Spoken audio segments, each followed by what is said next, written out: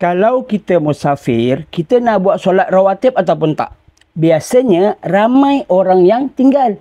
Sebab jawapannya senang sahaja. Kita kan tengah musafir. Jadi relax lah. Cuma kita kena tengok jugalah solat rawatib yang mana.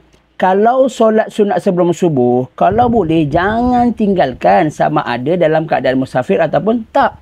Kalau yang lain itu tak apalah kalau kita nak tinggalkan. Sebab kita kena ingat bahawa tujuan solat sunat ialah untuk menampung dan menyempurnakan kekurangan dalam solat fardu kita. Jadi siapa yang tengah musafir, dia nak buat juga solat rawatib, caranya macam ni.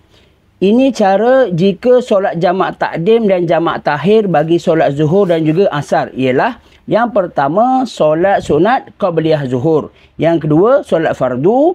Yang ketiga, solat fardu asar. Yang keempat, solat sunat ba'diyah zuhur. Dan yang terakhir adalah solat sunat qabliyah asar. Ini kalau nak buat.